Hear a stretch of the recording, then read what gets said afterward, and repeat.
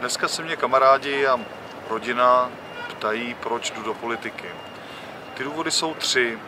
První důvod je, že všude vidím absenci pokory, úcty a také pravdy. Myslím si, že nám neříkají politici pravdu tak, jak ji potřebujeme slyšet, o tom, že nacházíme se v docela složité době a tak se podle toho chovejme a přijměme ta opatření. Jenom o tom mluvíme a neděláme toho mnoho.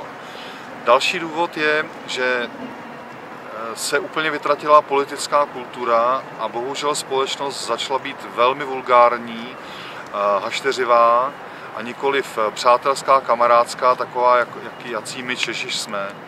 A třetí důvod, já myslím, že my jsme přestali být hrdí na to, že jsme Češi.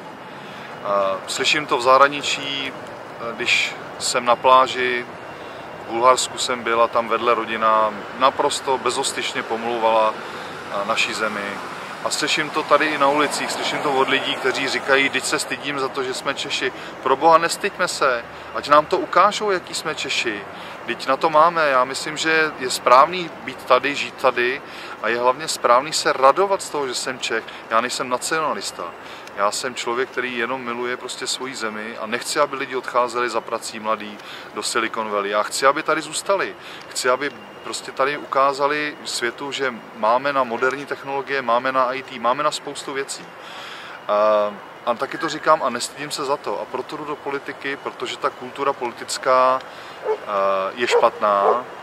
Je to o neúctě, je to o špinění a já bych chtěl, abych pomohl svou kandidaturou za TOP 09 k tomu, abychom se chovali slušně a abychom lidem říkali pravdu a ukázali jim vizi, kde tahle země má být za dalších 20-30 let a neřešit jenom otázku volebního vítězství a následného volebního období. Proto jdu do politiky.